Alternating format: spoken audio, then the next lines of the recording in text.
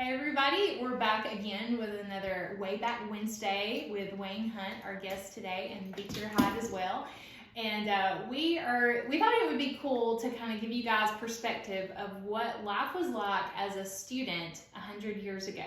Our Alumni Association is celebrating 100 years of existence, and as part of our Alumni Days that we're doing this week, we thought it would be neat to kind of give you guys perspective of what students, what courses they were taking 100 years ago, what the price of tuition was 100 years ago, maybe some rules that they had to follow as being part of Snead Seminary and that kind of thing. So Wayne's going to share with you guys a little bit more about that, some more interesting facts that you may not have known. Okay, so life in Boaz, Lindsay, in 1920 and 21 was very, very different than it is today. Very different. They did have running water, okay? They did have electricity, very minimal, but they did have electricity. They did not actually get 24-hour-a-day electricity until a couple of years later. So it was not full-time electricity, but they did have electricity. They had steam heat. You know, most places had steam heat. But this building was built. It had a steam plant, and they provided steam heat radiators, and for the heat. No air conditioning. Okay, no air conditioning. Thus, you have big windows. Okay, big windows, no air conditioning. But life in Boaz was quite different. This area, if you'll look at some of the pictures that you see of this building when it was first built, some of the McCleskey home built pictures, you can see around those buildings, the landscape was quite open, almost barren looking. Okay, this was farmland. It was John Snead's farm, so it had been farmed. So it was basically open, cleared, open land. Yeah. And but these buildings were just like they had planted seeds here, and they just popped up, in the middle of nowhere. But this was considered outside of Boaz. This was not considered part of town out here, and so it created a sort of a stigma with the people of town, okay, because they didn't know what was going on out here, Yeah. I mean, this was quite a ways to go out of town for them. They considered this, so a lot of people just didn't sort of mingle around out here, So if you were in town, this was way out. And so it sort of created a mindset with the people in town as far as what was going on out here, at the school. But obviously everything, worked out, and over time they came to have a great working relationship with the town, the people of town, and so on and so forth. And in this year that we're talking about, 1920 and 21, Mr. Corley, who was the dean here, and Dr. Fielder, who was the president here, in order to create a relationship with the people of town, it had become so, I don't want to say divided necessarily, but it was so far into, the school was so far into the town, they were looking for a way to create a relationship with the town.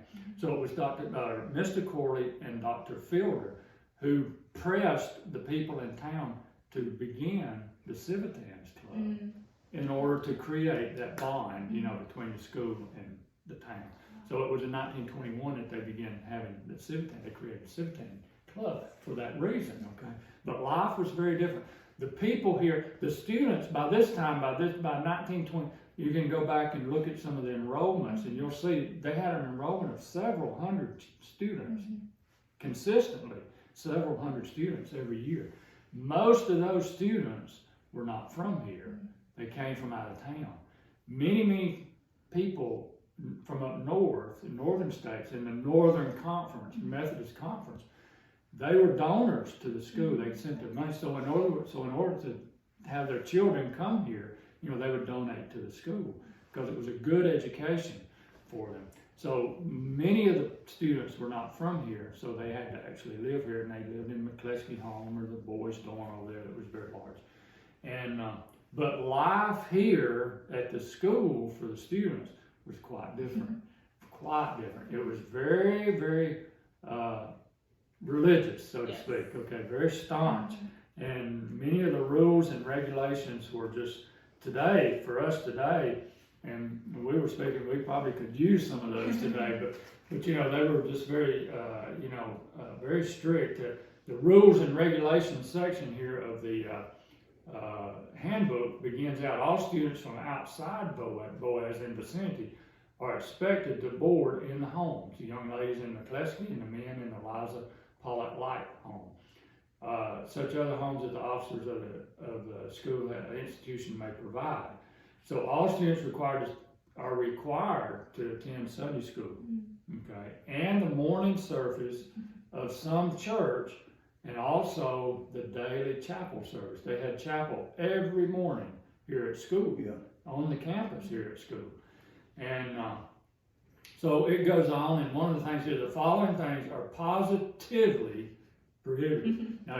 Now when they said positively back then, they meant positively. You just didn't do it, okay? There was no negotiation of it, you know. The first thing was the use of intoxicating liquors. Completely prohibited. None whatsoever. Not even just the talk of alcohol, beverages.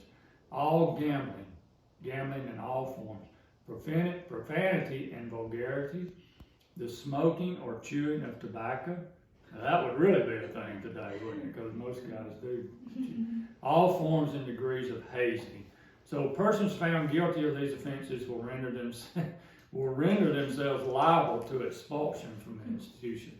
And it just goes up. But there were also rules for the parents as well, okay? Not just the student, but the parents of the students that came here. Each day of the school year is important. Henceforth, every effort should be put forth to have students present at the very beginning of the year, and except for unusual reasons, they should be allowed to remain till the end. Okay? Frequent visits are against the best interest of both the student and the school.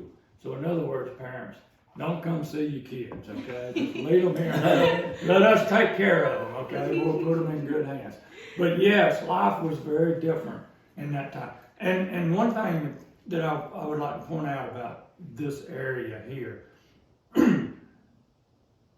there were two streets, College Avenue, we call it College Street now, and Walnut Street, okay, that connect right out here where we are now. These were not streets. They were just paths. We have some pictures from that era when this building was being built, and at the time that it was completed, and then some pictures of the test camp, that you can see these streets out in front. And they were, I don't know whether they were wagon trails, really, essentially is what they were. But, it was not until 1926 then that College Street was paved. And it's the same pavement today. That's why it's concrete. And all the other streets are asphalt. It was the same original street, and it was in 1926. Not too much longer. So you can see how life was beginning to develop in Boaz, as the town began to open their arms and reach out to the school, and and embrace them. So anyway, life was very much different in 1920 and 21 than it is today. I think I even saw here tuition for the seminary was $12. I think it said $12 a semester. So that gives you a little idea of how things have changed since then.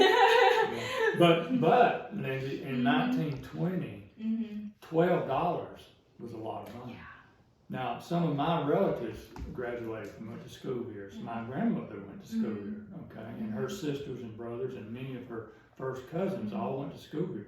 But if you went to school at Snead Seminary during those eras and before, okay, but in that era as well, if you went to school at Snead Seminary, you were considered, your family was considered as having some money. At $12 a year for tuition, your family was considered as maybe not rich, but you had some money. You were comfortable, okay? And because most of the townspeople, their children had to go to public school because it was free, publicly provided. So quite a difference, I mean, there was a level, of social, so to speak, social standing, to have had to come to this Yeah. the school here. You know, Absolutely. So, Wow. and one of the things I might only mention too, my grandmother went to school here, and so did all of her sisters. But my grandmother's, I remember, she was a graduate of 1926 from here.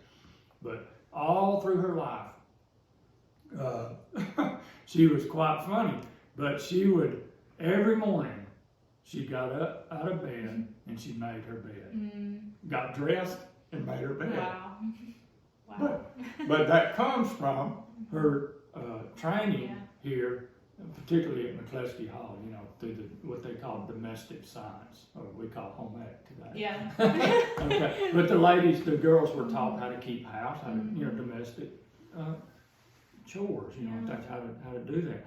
And sure, so that was just one of the things that, you know, it was instilled in them, and you know, stayed with them for all those years. So just interesting. So cool, so cool. Yay. Well, I know you all learned a lot. I know I have as well. So stay tuned for more videos with God coming. Thanks for tuning in.